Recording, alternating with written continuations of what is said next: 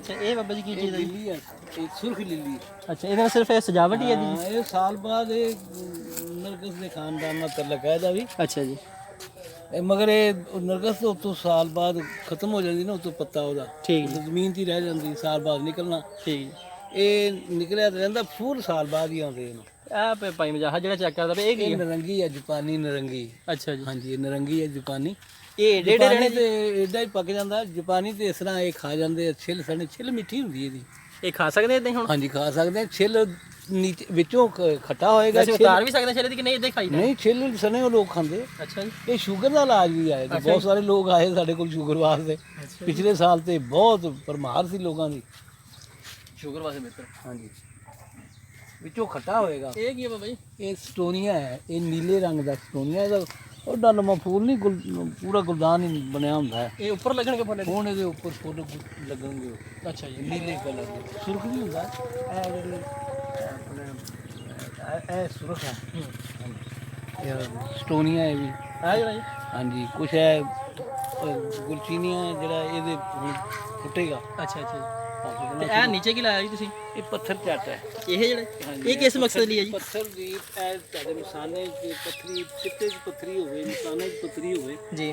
ਅੱਲਾਹ ਤਾਲਾ ਦੇ ਬੜਾ ਇਹਦੇ ਵਿੱਚ ਫੈਜ਼ ਹੈ। ਅੱਲਾਹ ਤਾਲਾ ਇਹਨੂੰ ਕਿਸ ਤਰ੍ਹਾਂ ਇਸਤੇਮਾਲ ਕਰਦੇ? ਪੱਥਰੀ ਇਹਨੂੰ ਰਗੜ ਕੇ ਪੀ ਲਓ ਔਰ ਪਾਣੀ ਪੀਣਾ? ਹਾਂਜੀ, ਇਹਦੇ 7 ਪੱਤੇ 5 ਪੱਤੇ ਜ਼ਰਾ ਜਿੰਨੀ ਕੁ ਦਰਾ ਸ਼ਿੱਦਤ ਨਾਲ ਤਕਲੀਫ ਹੁੰਦੀ, ਪੇਨ ਜ਼ਿਆਦਾ ਹੈ, ਠੀਕ। ਤੇ 7 ਪੱਤੇ ਸ਼ੁਰੂ ਕਰ ਦਿਓ ਸਵੇਰ ਸ਼ਾਮ। ਇਹਦਾ ਰਗੜ ਕੇ ਤੇ ਪਾਣੀ ਕੇ ਪਾਣੀ ਜ਼ਿਆਦਾ ਪਾਣੀ ਪਾ ਕੇ ਪੀਓ। ਠੀਕ ਹੈ। ਉਹ ਪਿਸ਼ਾਬ ਦੇ ਰਸਤੇ ਖੁਰ ਕੇ ਪੱਥਰੀ ਨਿਕਲਦੀ? ਪੱਥਰੀ ਦਾ ਇਹ ਲੈ ਜਾਂਦੇ ਹੋਣੇ ਲੋਕ ਤਾਂ ਤੁਹਾਡੇ ਕੋਲ? ਬਹੁਤ ਦੁਨੀਆ ਆਉਂਦੀ ਸਾਡੇ ਕੋਲ, ਤੇ ਔਰ ਸਾਰਿਆਂ ਨੂੰ ਫਾਇਦਾ ਹੋਇਆ। ਅੱਲਾਹ ਦਾ ਇਹਦੇ ਵਿੱਚ ਕੁਦਰਤ ਦਾ ਫਾਇਦਾ। ਮਿਲਾਵਟ ਨਹੀਂ ਹੈ ਜੀ। ਇਹ ਬਾਦਾਮ ਹੈ। ਇਹ ਬਦਾਮ ਆ ਜੀ? ਬਾਦਾਮ ਇਹ ਕੋਈ ਨਾਮ ਨੂੰ ਇਹਨਾਂ ਦਾ ਕਿ ਬਸ ਬਾਦਾਮ ਆ ਜੀ, ਇਹ ਦੇਸੀ ਬਾਦਾਮ ਆ। ਠੀਕ। ਉਸ ਤਰ੍ਹਾਂ ਉਹ ਦੂਸਰੇ ਵੀ ਅਸੀਂ ਮੰਗਵਾਏ ਆ। ਠੀਕ। ਉਹ ਨਹੀਂ, ਉਹ ਐਰੋਕੇਰੀ ਦੇ ਉਹ ਨਾਲ ਲੱਗੇ ਹੋਏ। ਅੱਛਾ ਸੇਬ ਔਰ ਖੁਬਾਨੀ, ਆਲੂ ਬੁਖਾਰਾ ਉਹ ਵੀ ਮੰਗਵਾਇਆ ਆ। ਆ ਤੁਸੀਂ ਦੱਸਦੇ ਪਏ ਸੀ ਇਹ ਚੀਕੂ ਹੈ, ਚੀਕੂ ਹੈ, ਬੜਾ ਮਿੱਠਾ ਫਲ ਹੈ। ਹਾਂਜੀ, ਇਹ ਹਲੇ ਖਾਣ ਵਾਲੇ ਨਹੀਂ? ਨਹੀਂ ਜੀ, ਇਹ ਅੰਬਾਂ ਦੇ ਨਾਲ ਹੀ ਪੱਕਣਾ ਇਹਨੇ। ਅੱਛਾ, ਹੁਣ ਸਾਇਦ ਬਣਨਾ ਸ਼ੁਰੂ ਹੋ ਜਾਏਗਾ। ਇਹ ਵਾਹ ਵੱਡੇ ਹੋ ਜਾਂਦੇ? ਹਾਂ, ਬੜਾ ਆਲੂਆਂ 'ਚ ਜਿਹੜੇ ਹੋ ਜਾਂਦੇ ਨੇ। ਠੀਕ ਠੀਕ। ਔਰ ਬਹੁਤ ਮਿੱਠਾ ਹੁੰਦਾ ਇਹ। ਠੀਕ ਠੀਕ। ਆ ਦੇਖੋ ਨਾ, ਆਹ ਦੇਖੋ ਜੀ ਨਾਜ਼ਰੀਨ, ਹੋ ਜਾਣਾ ਹੈ।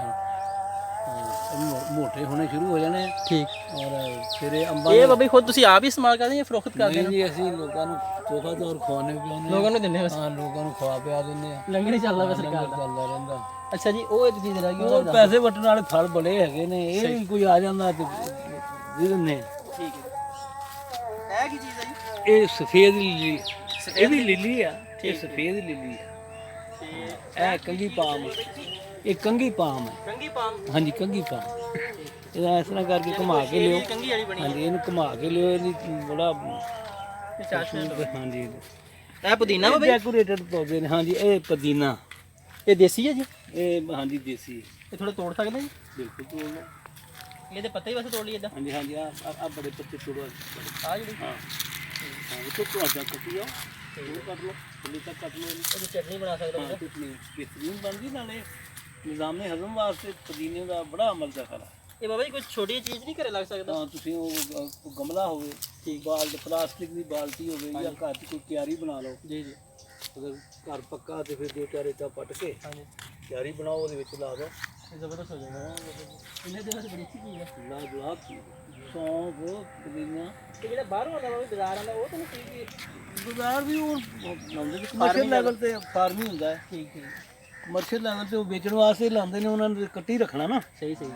ਉਹ ਗੁੱਟੀਆਂ ਦੀਆਂ ਬੰਨ ਕੇ ਦਿੰਦੇ ਨਹੀਂ ਬਾਜ਼ਾਰ 'ਚ। 10-20 ਰੁਪਏ ਦੀ ਵੇਚਦੇ ਆ। ਹਾਂਜੀ, ਉਹ ਇਸ ਤਰ੍ਹਾਂ ਪਿਛਲੇ ਸਾਲ ਲਾਇਆ ਸੀ ਅਸੀਂ ਕਾਫੀ ਸਾਰਾ। ਜੀ ਜੀ। ਇੱਥੇ ਕੋਈ ਮੰਡੀ ਨਹੀਂ ਹੈਗੀ, ਕੋਈ ਮਾਰਕੀਟ ਨਹੀਂ ਹੈ। ਹੁਣ ਤੁਸੀਂ ਆਪਣੇ ਵਾਸਤੇ ਲਾਇਆ ਜਾਂਦੇ? ਹੁਣ ਆਪਣਾ ਆਪਣਾ ਇਸਤੇਮਾਲ ਦਾ। ਠੀਕ ਹੈ।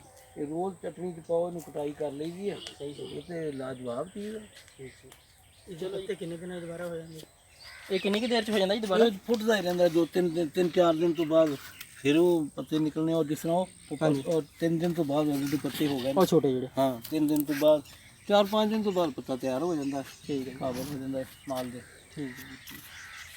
ਠੀਕ ਹੈ ਬਾਬਾ ਜੀ, ਸਾਨੂੰ ਤਾਂ ਬਹੁਤ ਜ਼ਿਆਦਾ। ਅੱਲਾਹ ਤਾਲਾ ਅੱਲਾਹ ਤਾਲਾ ਤੁਹਾਨੂੰ ਖੁਸ਼ ਰੱਖੇ, ਦੁਆ ਫਰਮਾਇਆ ਸਾਡੇ ਵਾਸਤੇ। ਖੁਸ਼ ਰੱਖੇ ਸਾਨੂੰ।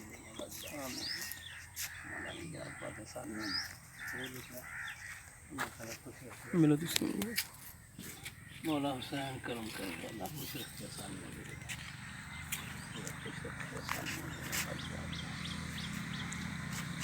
मौला हुसैन तेरा करम ठीक है जी नाज़रीन, अल्लाह ताला खुश रखे ਤੁਹਾਨੂੰ ਵੀ ਤੇ ਬਹੁਤ ਮਜ਼ਾ ਆਇਆ ਬਾਬਾ ਜੀ ਦੀਆਂ ਗੱਲਾਂ ਸੁਣ ਕੇ ਵੀ। ਸਾਈਂ ਹੁਣਾਂ ਦੇ ਮਜ਼ੀਦ ਵੀ ਅਸੀਂ ਇਨਸ਼ਾਅੱਲਾ ਦੁਬਾਰਾ ਵੀ ਚੱਕਰ ਲਾਵਾਂਗੇ ਤੇ ਹੋਰ ਵੀ ਸਾਈਂ ਹੁਣਾਂ ਦਾ ਰੈਟਾ ਜਿਹੜਾ ਉਹ ਅਪਲੋਡ ਕਰਾਂਗੇ। ਜਿਨ੍ਹਾਂ ਦੋਸਤਾਂ ਨੂੰ ਸਾਡੀ ਵੀਡੀਓ ਪਸੰਦ ਆਵੇ ਉਹ ਲਾਇਕ ਤੇ ਸ਼ੇਅਰ ਜ਼ਰੂਰ ਕਰਨ ਔਰ ਬੈਲ ਆਈਕਨ ਤੇ ਵੀ ਕਲਿੱਕ ਕਰਨ, ਆਲ ਤੇ ਕਲਿੱਕ ਕਰਨ ਔਰ ਕਮੈਂਟ ਦੇ ਵਿੱਚ ਅਗਰ ਕੋਈ ਸਵਾਲ ਹੋਵੇ ਤਾਂ ਸਾਨੂੰ ਪੁੱਛਿਆ ਜਾ ਸਕਦਾ। ਅੱਲਾਹ ਹਾਫਿਜ਼।